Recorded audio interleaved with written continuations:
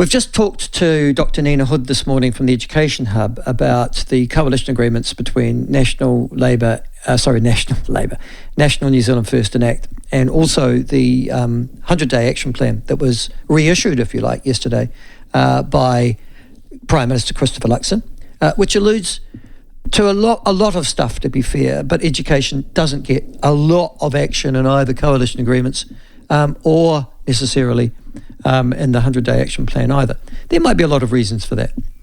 But yesterday, published also on Kiwi Blog, was a story by our latest, or from our next member, or our next guest, Alwyn Poole, who's been, as you know, an education consultant, a former principal himself of a school, who has opined and waxed and waned lyrical on matters to do of teaching and education in this country. And he has a warning for the incoming Minister of Education, and he's going to share that with us now. Welcome to the show, Alwyn. Nice to have you on. Hi, Michael. Nice to be here. You wrote yesterday, I think, and it was published not widely, but by Kiwi Blog in particular, and it's a fairly influential, it's probably New Zealand's best political blog, actually. Yep. And pretty amazing how many reporters, etc., read it too, which is why I post it. It's very, very good. And it's got a well-established reputation that David Farah has over many years. But on that, you've posted that you believe that already there are attempts from the Ministry of Education to effectively sabotage the reform agenda of the National Coalition Government and its Education Minister, Erica Stanford. Why do you say that?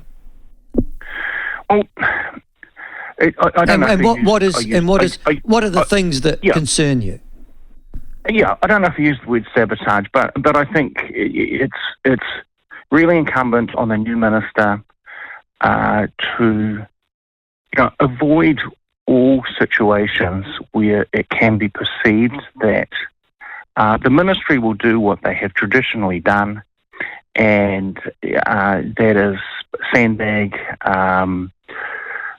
be uncooperative, have their processes that are just mind-blowingly ineffective for actually producing good education for children and therefore benefiting their families and the wider community. So I think every decision is really important. And so the first decision or one of the very first decisions, I mean there might be others that we don't know of, is that Alwyn McGregor-Reid, who is was a current Deputy Secretary within the ministry, whom I know of, who I've had dealings with, has been appointed by the new minister. Now, in theory, this could be just to help her establish an office and things like that. To me, it's it's kind of the optics of it that I think is a big deal at first.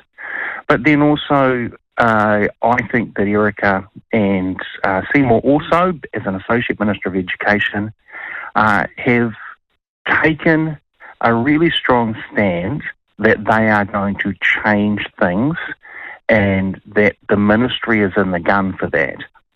And so, to me, as I understand it, Iona Holstead sent a list, Iona Holstead being the current Secretary for Education, and Erica chose Alwyn McGregor-Reid off that list to, at the very least, help her establish her office. I think it was a poor decision. Now, establishing an office is not a very hard thing to do, I have to say. Right. And if you're in the beehive, you've got your SPS you usually trust. You then go and get your media people that you trust. You have your political advisors who you trust. And then you end up with this liaison, usually, a person who liaises between your office and whichever the department you're responsible for. So in this particular case, education and minister to the ministry.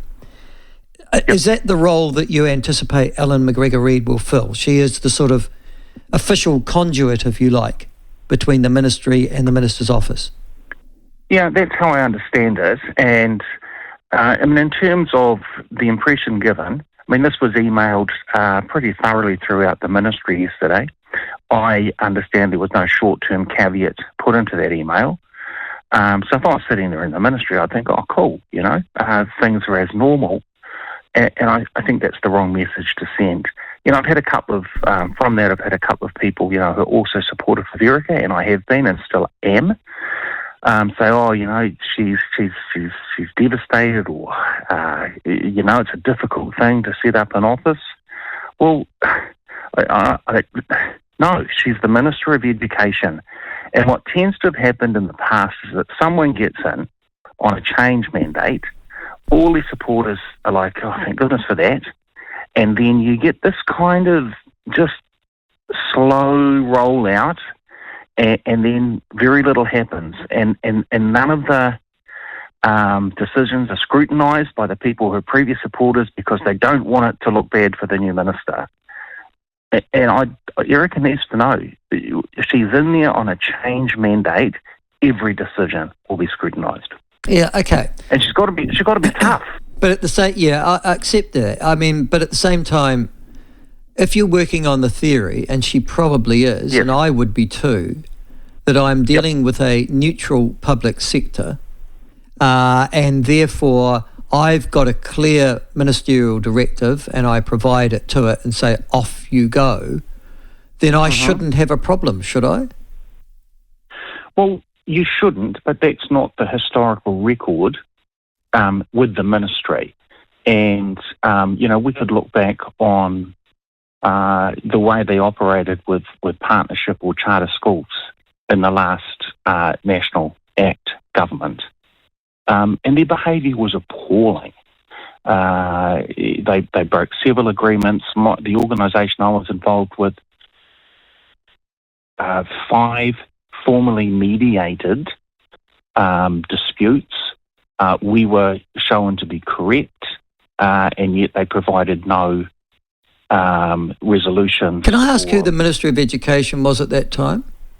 The Minister? Yeah. Parata. She's useless. Come on. Well, yes. Come on. Yes, no. There's your problem. There's your problem on one.